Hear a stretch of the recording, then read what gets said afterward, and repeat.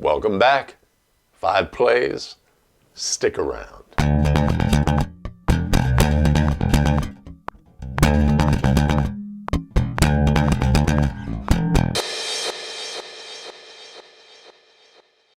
Hello again, everybody. It's Greg with thebetterofficial.com. We craft video to help basketball officials get better and take control of their officiating career. If you're new here, hit subscribe below and the notification bell so you don't miss out on any of our new content. Thanks as always to our coffee donors this week. Much appreciated, much love. You can buy us a coffee at abetterofficial.com/coffee. Now let's look at plays. Today we're going to be focusing on end of game scenarios. Obviously, end of game is when we need to be our best. At this point in the season, when we're entering playoffs, obviously the decisions that we make at the end of the game may determine the fates of a team for the entire season. So we just need to be super sharp and at our best at the end of the game. Today we're going to look at 5 plays. The first one is a clock awareness play. It relates to the point 2 play we had last episode. High awareness of clocks at the end of the game, starting and stopping. It's obviously a critical skill.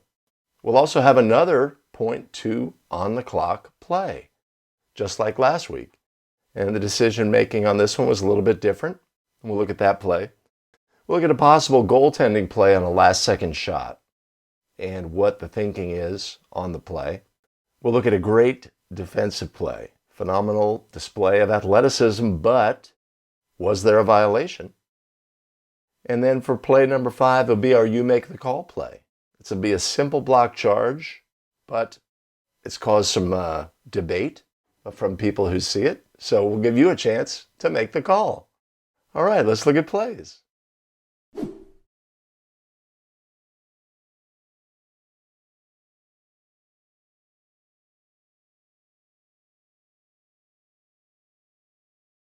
So you'll remember from a previous episode, we had this very famous point 2 play where a two-handed tap by White was disallowed by the crew.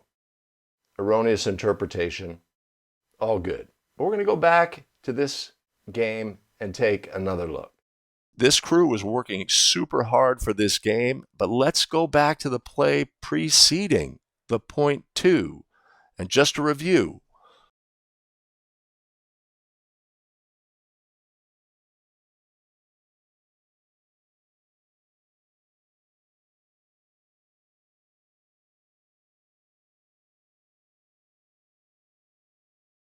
shot clock's running down. We get a try off. It's super close and batted out of bounds. What's missing on the play here?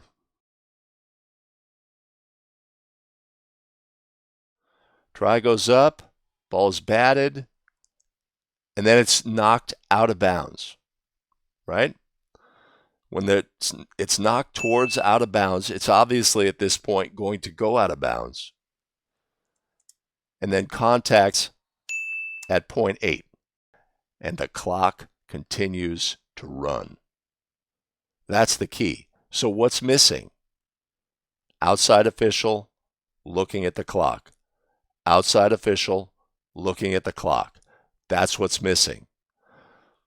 We have to be super aware of clocks starting and stopping at the end of the game. We have a heads up here, right?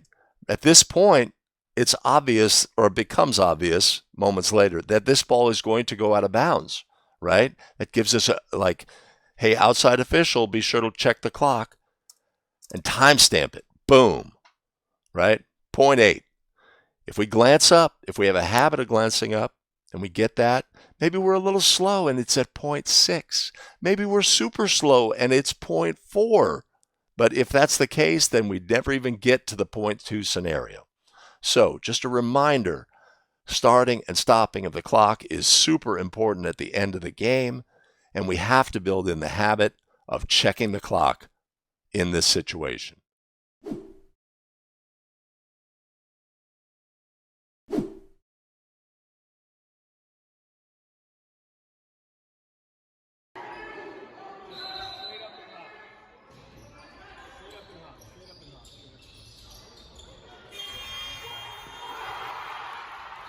Okay, so again, we have another play with 0.2 on the clock, 1 point ball game. White is down by 1 with 0.2 on the clock.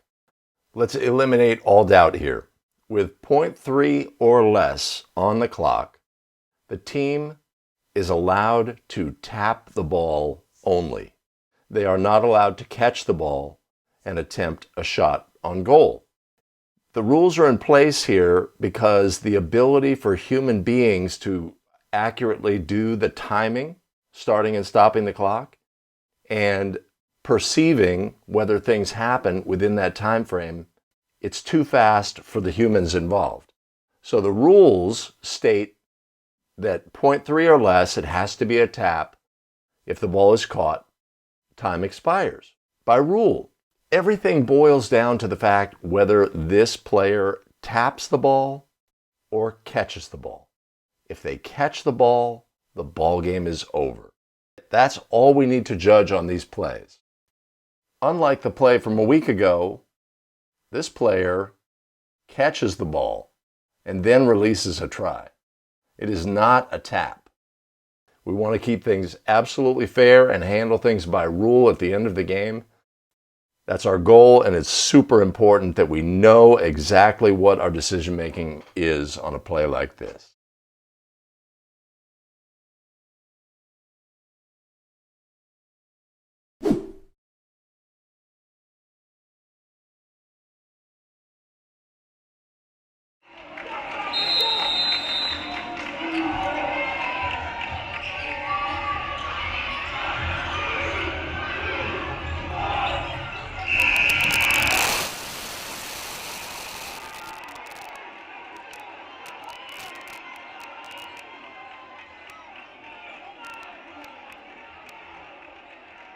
Another great end of game scenario where the winner is decided by our decision making and judgment.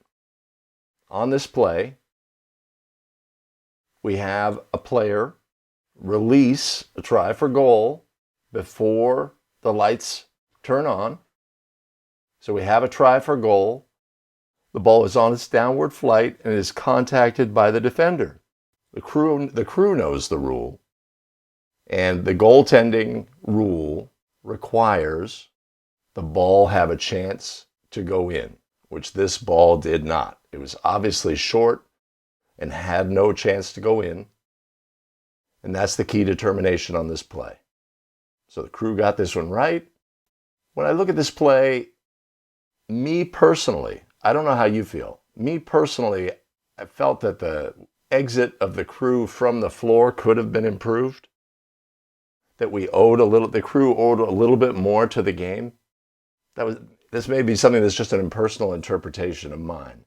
But I would have loved to see, instead of the lead just leaving, I would have loved to see the crew at least get together, nodding. We have a judgment, everybody agrees, etc.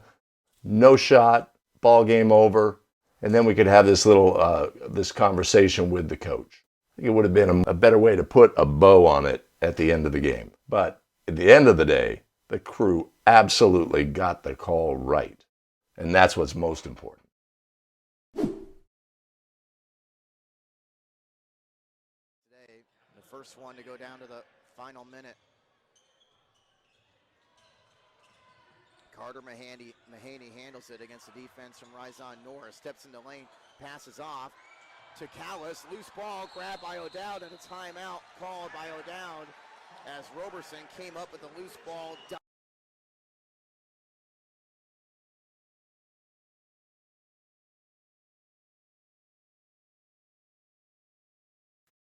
Awesome. Fantastic defensive play. But first of all, first thing to note, again, 1 point game with 23 seconds remaining. White is trailing by 1. That's going to influence our approach to everything that happens at this end of the court when this play occurs. We absolutely have to have high certainty in these situations. We know the energy in the building is going to say, that's a travel or what have you. But it has to be obvious, because if we guess on a play at the end of the game, recently this was a quote from Eric Lewis on the Facebook group, We give the teams no opportunity to make up for our error. If we make a mistake 4 minutes into the game in the first period, a mistake in judgment, a violation, etc., the team has 28 minutes to rectify that situation. If we make an error in this situation, then we give the team no opportunity to recover. So obviously, we need to be at our best at the end of the games. These kids are playing hard. All the stakeholders in the game, this is the absolutely most important game, and we've got to be great. This is great play, great defensive play, and great recognition by the center official of the timeout request.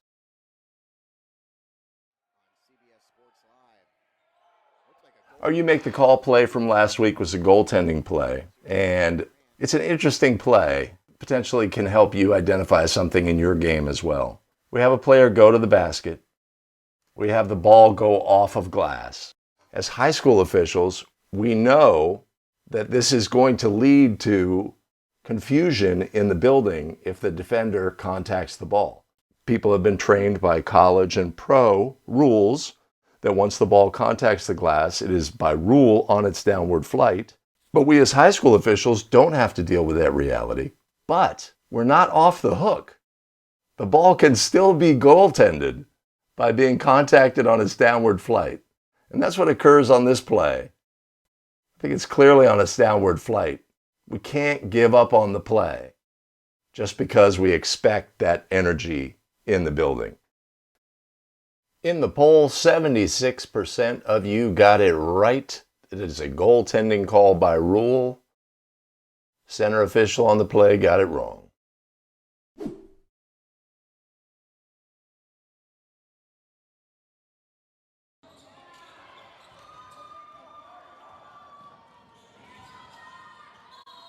Our You Make the Call play this week is a simple block charge play. Defender, legal, charge, block, you make the call. Hey everybody, thank you for sticking around to the end of the video. Subscribe and hit the notification bell below so you don't miss out on any of our new content. We've got additional video content here to help you on your journey to becoming a better basketball official. See you in the next video. Take care.